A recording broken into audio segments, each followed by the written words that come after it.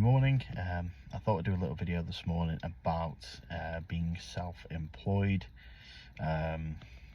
Is it worth it or is it not worth it? A lot of people ask this question. Personally, I've been self-employed now for about 5.5 years, and I can tell you myself, it's definitely got its ups and it's definitely got its downs as well. First things first, get the important stuff out of the way. Sort of being self-employed, paying taxes, as long as you're putting money aside each month, and enough money aside each month, then that's one side of things you don't really need to worry about too much. Just whatever you think you'd normally pay as an employed person, look through old pay slips, that sort of stuff, and basically figure it out for yourself. Realistically, you should be putting at least 10 to 20% aside for that anyway. So that's one sort of important side of being self-employed. That's, as long as you're doing that, it's one less thing to worry about. You don't want the HMRC coming after you. Let's talk about some of the good sides of being self-employed. I mean, me personally, I'm a self-employed driving instructor. I'm an independent driving school, so I don't work for a franchise or anything like that. I have done that in the past. It was good, I enjoyed it, but now being independent, there's a lot more freedom with the job. I completely make my own hours. I sort of like pick my own clients, whereas when you were with a franchise, obviously sometimes you were given clients and sometimes you wouldn't want those given clients. So now, being sort of independent and sort of like quite well established now, we can sort of be a little bit more picky with who we sort of choose to teach and who we don't teach. Sometimes you get good payers, sometimes you get bad payers, sometimes you get somebody who's constantly missing lessons, that sort of thing. But again, being self-employed driving instructors, we do have terms and conditions in place to make sure that sort of thing doesn't happen, or at least it minimizes that sort of thing from happening, at least anyway. So I'd say, the freedom of being self-employed is a massive plus. As I said, you sort of make your own hours, as long as you're earning enough and obviously what you want to earn, then it's absolutely fine. I mean, you could be working 7 days a week and make an absolute fortune if you wanted to. But obviously at the moment I sort of choose to work about 5.5 days a week, and that sort of seems to do us quite nicely. So that's definitely an upside. And then anytime you feel like, right, I need this weekend off, or I need that specific day off, there's no going to an employer and asking them like, I need some time off. You just do it yourself.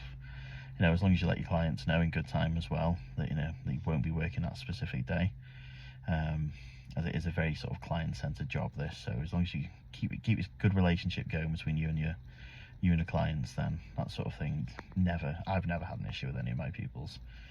But I'm good at communicating with them as well, so that is that's a good side of the job. Bad side of the job, sometimes, some parts of the year sometimes can get quieter than others. Not so much in the driving instructor industry since COVID. The backlog on tests just hasn't caught up, and means that basically the backlog on clients hasn't caught up, and I honestly don't think it ever will. We've constantly got a waiting list of at least 10 to 15 people always waiting to start driving lessons, and we're getting asked on a daily basis, messages, oh, have you got any spaces, so at the moment, normally it can be a negative side of the job, you do get quieter times of the year, but with this job in particular, at the moment, there's not really that many negative sides of the job, to be honest with you, apart from other road users, but that's a different story altogether. We won't get into that too much. I know there's a lot of different sort of self-employed jobs out there that can have sort of quiet sort of parts of the year, like photography, wedding photography, that sort of stuff. There's, they have lulls. Different seasons are more popular for weddings and stuff like that. Going on to sort of again, the more sort of financial side of being self-employed again, one thing I have come to realize is it's quite difficult to build a pension pot. So I've sort of come to realize that in order to sort of live quite comfortably, you need to sort of create more streams of income for yourself. I myself at the moment, I'm working on about 3 to 4 different income streams. Obviously the main job being the main one. So obviously you've got driving instructor. In the background, I have been learning a lot about investments and trading. And obviously one day I want sort of like trading to be, again, one of my main sources of income. I'm very much still learning with the trading at the moment, but it's going well. I'm enjoying it. I can see how it's going to be sustainable, and I know once I've learned enough and I'm comfortable enough doing it, that can be a nice little earner on the side as well. Another thing I've been looking into is sort of selling on Amazon, selling on eBay. I have sold a few things so far, and it's, again, that's another source of income in itself. Just investing a little bit of money into different things as well. If I have invested a little bit of money into crypto, I have invested a little bit of money into stocks and shares, ISAs. So I feel like being self-employed, you do need to build up these little sort of side hustles, I guess people call them, don't they? But for me, it's you want to have at least 5 sources of income if you want to live comfortably and continue to live comfortably. So as I said, I myself am working on a few more sort of different sort of sources of income to come in, as well as my sort of main one. Even if you can bring in an extra £500 a month through other sources of income, little things do build up along the way.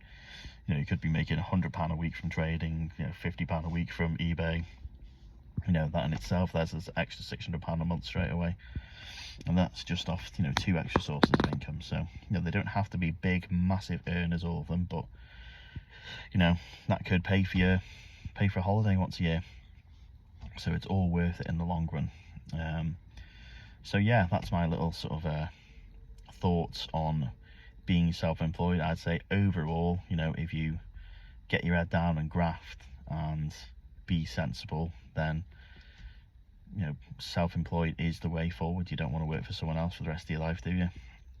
So yeah, for me, there's definitely more pros than cons to being self-employed, and I'll continue to do so for as long as I can. Right, have a great day.